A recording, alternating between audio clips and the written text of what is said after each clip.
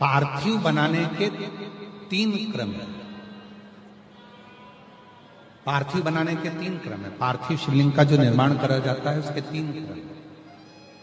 रोग की मुक्ति के लिए अगर पार्थिव बनाया जाता है तो उस मिट्टी में थोड़ा सा जल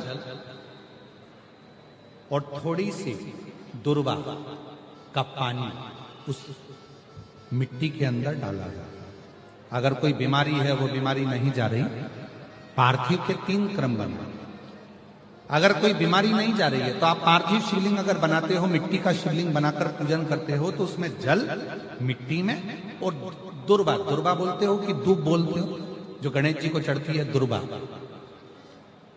उसको पानी में डालकर उस पानी को मिट्टी में मिलाकर फिर पार्थिव बनाया जाता है रोग की मुक्ति के लिए। दूसरा, जिसको संतान नहीं होती, पुत्र की प्राप्ति नहीं है, संतान की प्राप्ति नहीं है, गोदी में औलाद नहीं है, कोई छोरा छोरी नहीं है, कोई बेटा बेटी नहीं है, संतान नहीं है, सालों हो गए, पार्थिव रोज बनाती है, तो उस मिट्टी में अगर थोड़ा सा आधी चम्मच, 1 चम्मच गाय का दूध मिलाकर फिर पार्थिव लिंग का निर्माण करे पानी के साथ मिलाकर, तो उसके घर में दूध पार्थिव में डलने से पूत जरूर आता है, निश्चित पूत की प्राप्ति। पार्थिव में मिट्टी के अंदर अगर आधी चम्मच भी गाय का दूध डाला, पानी डाला और पार्थिव शिवलिंग का निर्माण करा,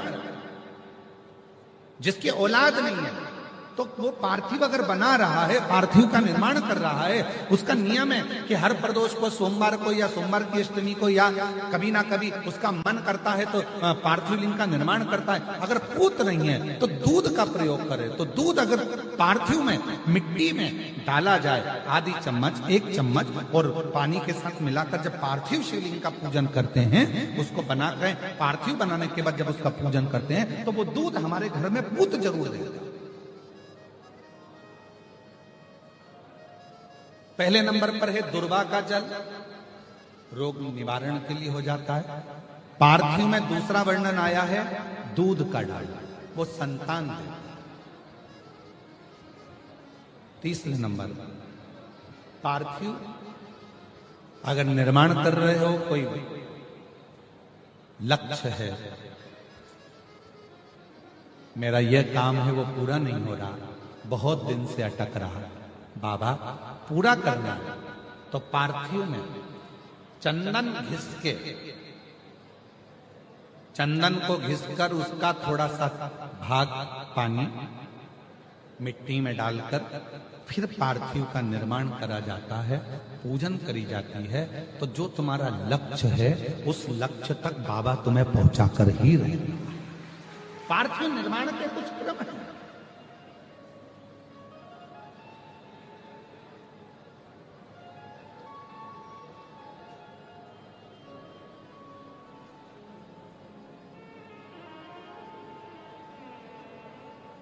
पार्थिव कैसे बनाया जाता है, किस कार्य के लिए बनाया जाता है? कई बेटियां ऐसी हैं, गुरुजी 32 साल की हो गई, शादी नहीं हो रही। गुरुजी लड़का 38 साल का हो गया, शादी नहीं हो रही। गुरुजी 28 साल का हो गया, शादी नहीं हो रही। तो भाई पार्थिव बना रहे हो ना, उसमें थोड़ा सा गाय का घी उस मिट्टी में थोड़ा सा 2 बूंद भी डालोगे तो बहुत है, और पानी से मसकर फिर उसका निर्माण कर फिर पार्थिव की पूजन करिए। कैसे विवाह नहीं होगा? भोले बाबा शादी करा के ही मानेगा। पार्थिव बनाने का नियम है। ऐसा नहीं है कि केवल पानी में मिट्टी को घोल लिया और पार्थिव लिंग का निर्माण कर लिया, हम 1.25 लाख बना रहे हैं, हम 2 लाख बना रहे हैं, हम 5 लाख बना रहे हैं, हम 1 करोड़ बना रहे हैं, हम 20 करोड़ बना रहे हैं। बनाओ, मना नहीं है, पर पार्थिव बनाने के भी अलग अलग नियम है। कौन सी चीज के लिए, किस चीज के लिए पार्थिव बना, किस चीज के लिए पार्थिव।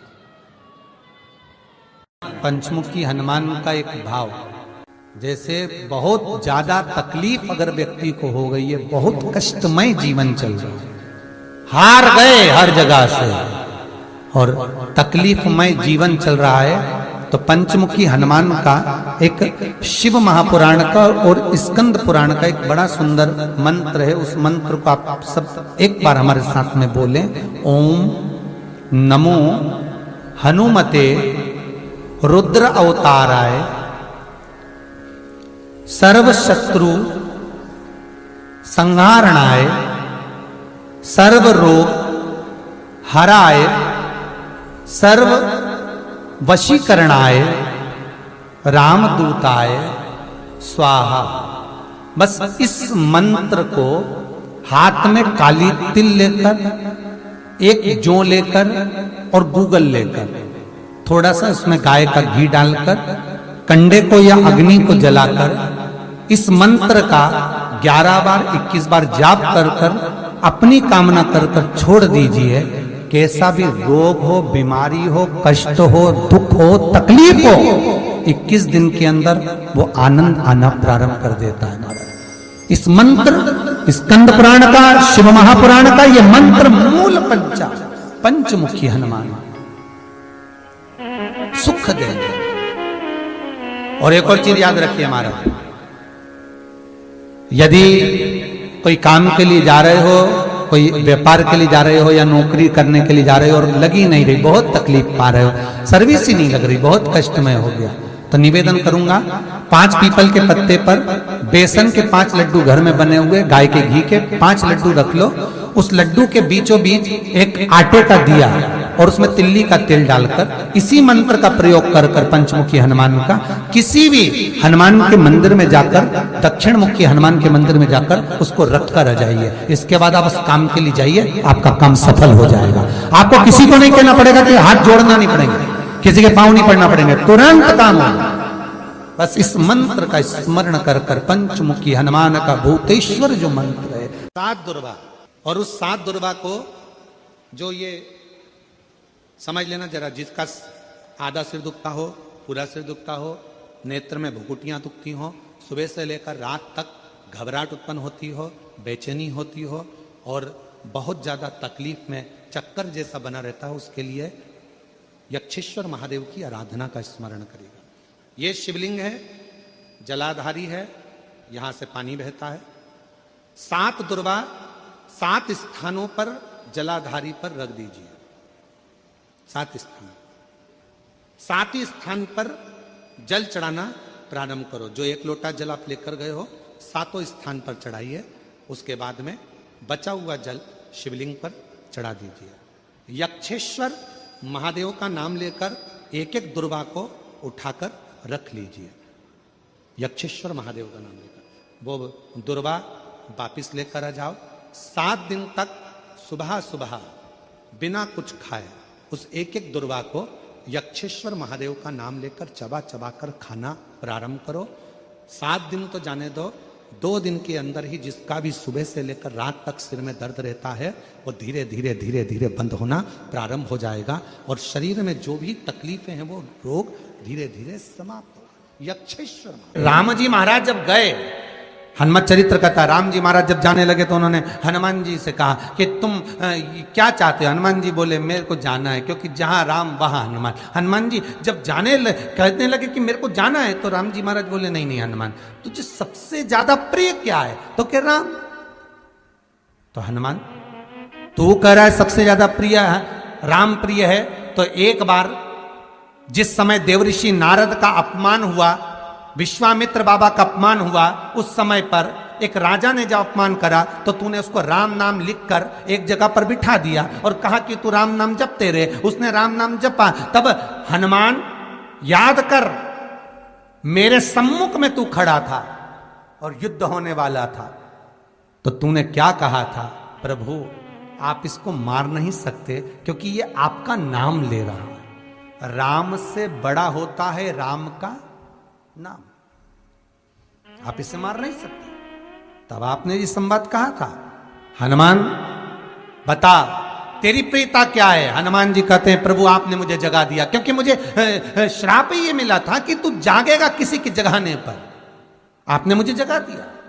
इसलिए हे नाथ अब मैं जाना नहीं चाहता, सत्संग करना चाहता।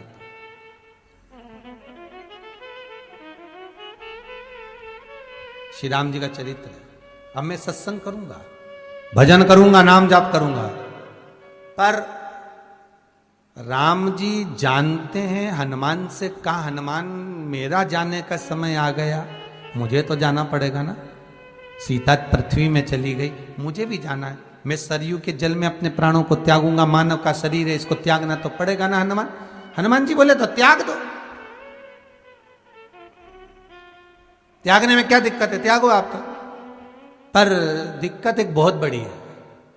तो राम जी ने जैसी कहा दिक्कत बहुत बड़ी है, तो हनुमान जी पूछे ऐसी कौन सी दिक्कत है।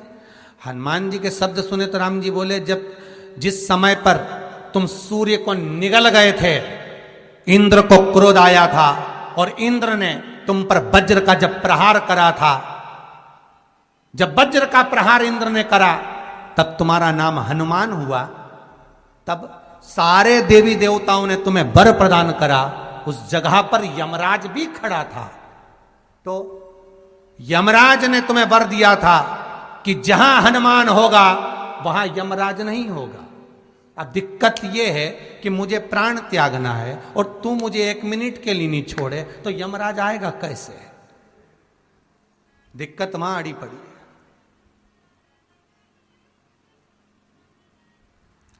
हनुमान जी मुस्कुरा के बोले राम जी महाराज से, प्रभु मैं आपके बिना रह नहीं सकता।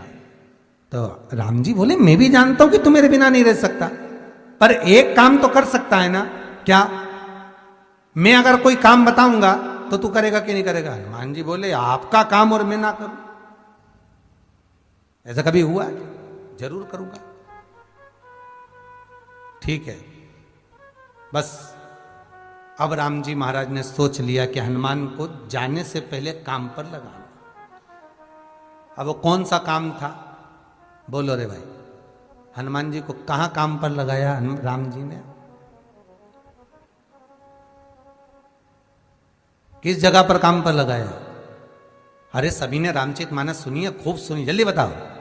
राम जी महाराज ने प्राण त्यागते समय, सरयू जी में प्राणों को देते समय, राम जी ने हनुमान जी को किस काम में लगाया था कि राम जी ने अपने हाथ की एक मुद्रिका जिस पे राम लिखा हुआ था, वो मुद्रिका एक अयोध्या की एक सरंग में जमीन में डाल दिया और हनुमान से कहा, जा जरा ढूंढ के लेके आ, मैं अभी घूम कर आया। और हनुमान जी तलातल रसातल भूमि के नीचे पताल में चले गए उस मुद्रिका को ढूंढने के लिए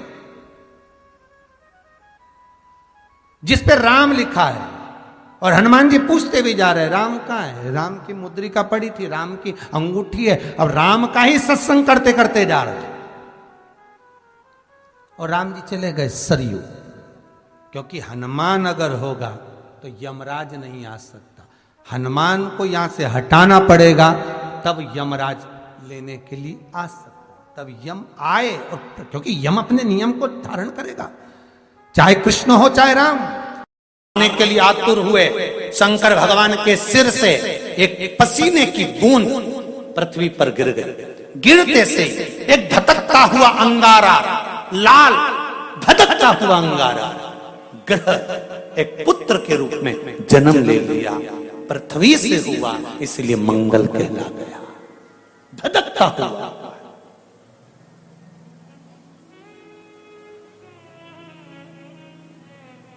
पर अंधकासुर अभी नहीं मरा है। अंधकासुर की मृत्यु अभी नहीं हुई है। हर हर महा अंधकासुर की मृत्यु अभी नहीं हुई। धधकता हुए अंगारे के रूप में मंगल ग्रह प्रकट हो गए, जन्म ले लिए। पार्वती जी ने पूछा, ये कौन है? शिव जी कहते हैं, ये मेरे पुत्र के तुल्य है, क्योंकि मेरे शरीर के पसीने से उत्पन्न हुआ है, मेरे मस्तक के पसीने से पृथ्वी पर गिरने के कारण ये उत्पन्न हुआ है। इसका नाम मंगल होगा। ये ग्रह मंडल में रहेगा, देवताओं के रूप में पूजा जाएगा, पर मेरे क्रोध के कारण उत्पन्न हुआ है, इसलिए इसका ग्रह थोड़ा सा क्रूर होगा।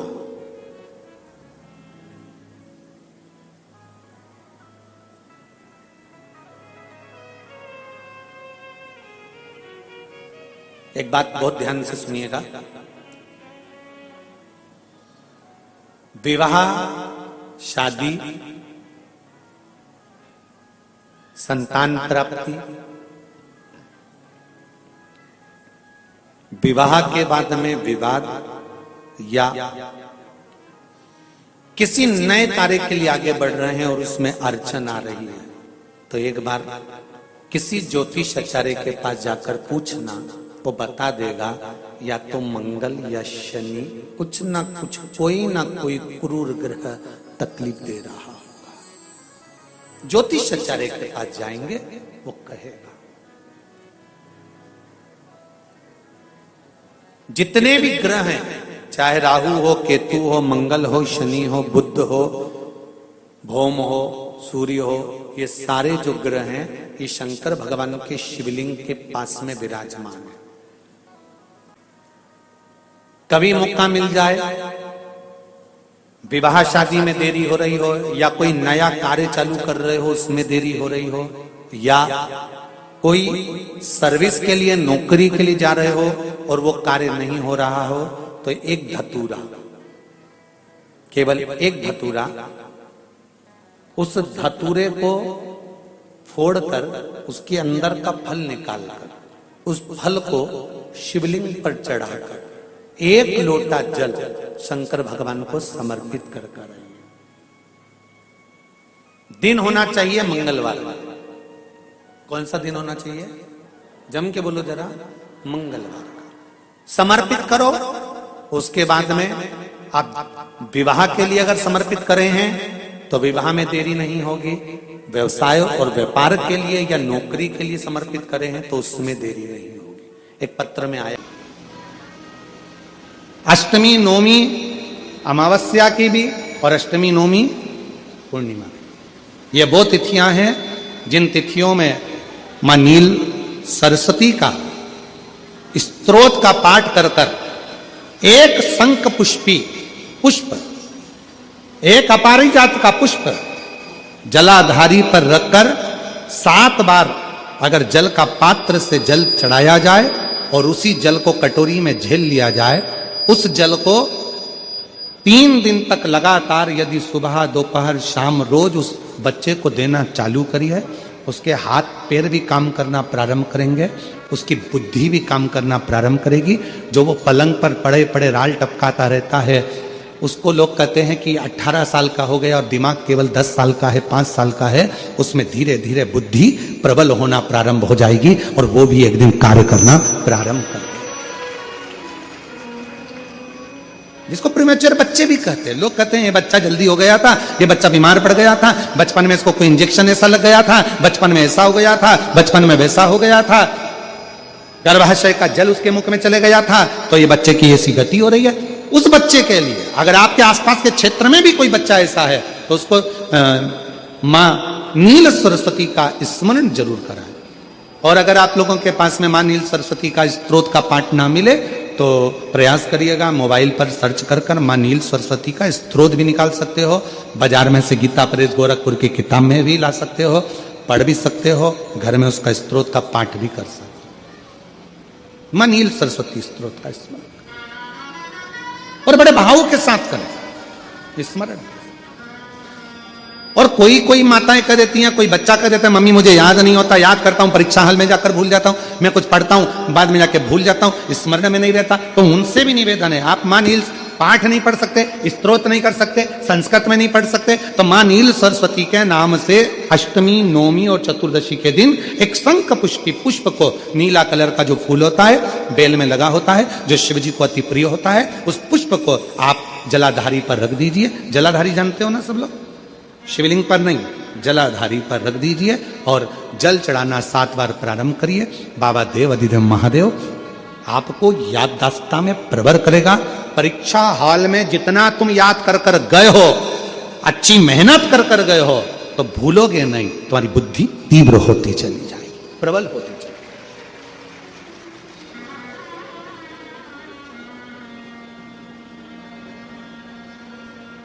आजकल आयुर्वेद में आप लोग अगर आयुर्वेदिक दवाइयां लेते होंगे, आयुर्वेद वालों के पास यदि जाते होंगे तो वो भी अगर बच्चा पढ़ने में कमजोर है, बुद्धि से कमजोर है, तो उसको शंख पुष्पी की चाय पीने का भी कहते हैं। बाजार में आती होगी शायद, है? भैया कह रहे हैं कि बाजार में वो चाय भी मिलती है, नीली चाय। महाराज याददाश्त के लिए, उसको प्रबर करने के लिए लोग शिव कथा कर रही है। कौन सी सरस्वती? जम के बोलो, जम के जरा, पूरा तो नाम बोलो। मां नील सरस्वती। तुमने डायरेक्ट कह दिया नील सरस्वती। मां कौन लगाएगा? मां है ना अपने, तो उसका संबोधन पूरा होना चाहिए। कौन सी सरस्वती? मां नील सरस्वती का स्मरण सुख देता, आनंद देता। अगर कोई बच्चा एक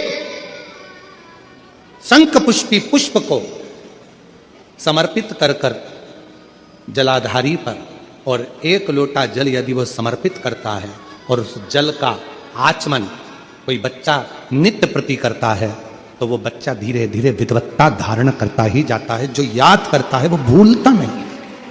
ये मां नील सरस्वती की कथा है।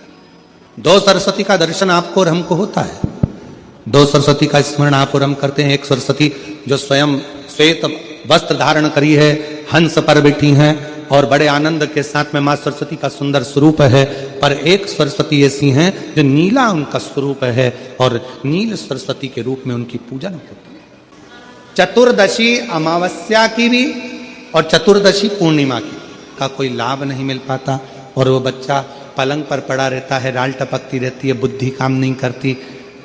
छोटे छोटे भले वो 20 साल का हो गया, पर 8-10 साल के बच्चों जैसी उसमें विवेकता होती है, बुद्धि होती है। मेरा निवेदन है उन माताओं से, थोड़ी मेहनत आपको करना पड़ेगी उस बच्चे के लिए। निवेदन आप सबसे करेंगे। दुख है ना थोड़ा सा अगर आपके जीवन में, शिव जी को आप जल चढ़ाना चालू कर दीजिए।